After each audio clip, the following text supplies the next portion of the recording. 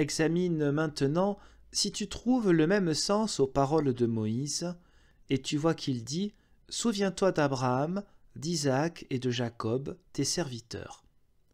C'est le rappel de l'ancienne amitié. Ensuite, tu vois qu'il dit « Ceux auxquels tu as promis par toi-même, disant, etc. » Vois, c'est le rappel de la promesse.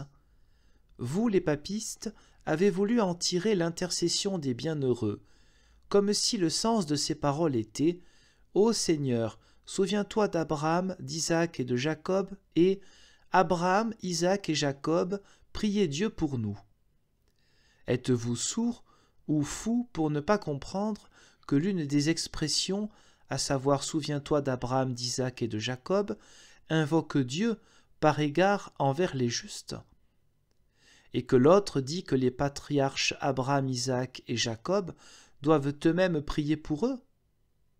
Mais cette deuxième expression ne se trouve pas dans l'Écriture, et c'est pourquoi vous devez y renoncer. Je veux toutefois mentionner ici les paroles de Daniel 3, versets 34-36, bien qu'elles ne se trouvent pas dans le canon, précision, dans le canon hébraïque, elle n'y se trouve pas, on le trouve dans la version grecque appelée la Septante. Seulement pour que l'on comprenne cela plus clairement, et qu'on voit comment les papistes osent tirer l'Écriture si impudemment dans le sens de leurs intérêts et de ce qu'ils pensent. Azarias s'adresse donc à Dieu. « Ô Seigneur, nous te prions en vertu de ton nom, ne nous livre pas à l'éternité et ne renie pas ton alliance, testament ou promesse, ne détourne pas de nous ta miséricorde, par égard pour Abraham qui t'est cher, et pour Isaac qui est ton serviteur, et pour Israël qui est ton fidèle serviteur.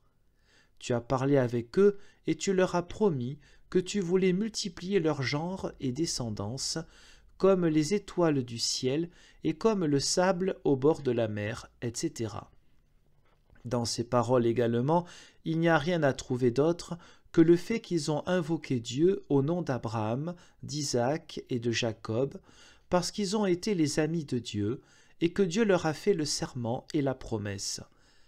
C'est ce que les Juifs font encore aujourd'hui. Ils n'implorent pas Abraham, Isaac et Jacob de prier pour eux. En effet, si nous disons aux bienheureux qu'ils doivent prier Dieu pour nous, ils se moquent de nous et disent que si nous avons beaucoup de dieux, on ne doit invoquer qu'un seul Dieu.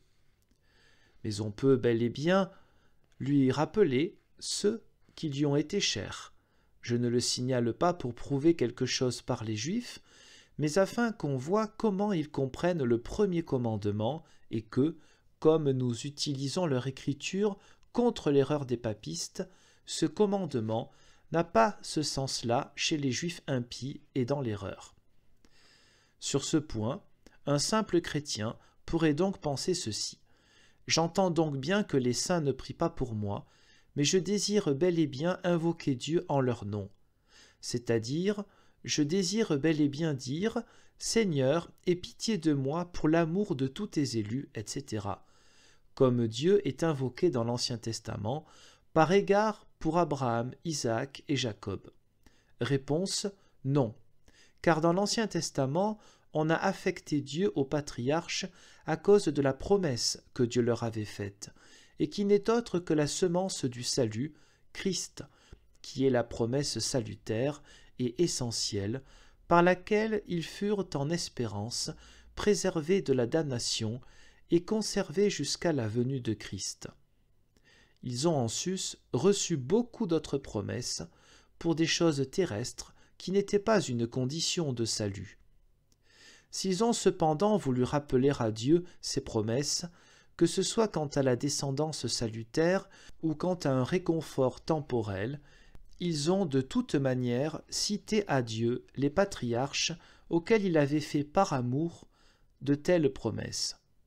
Mais lorsque Christ, la semence et la promesse du salut, qui leur avait été promis, est venu, il n'y a plus eu besoin de rappeler ni la promesse, ni les témoins auxquels cela avait été promis, car la grâce de Dieu, le Christ Sauveur, est déjà venu.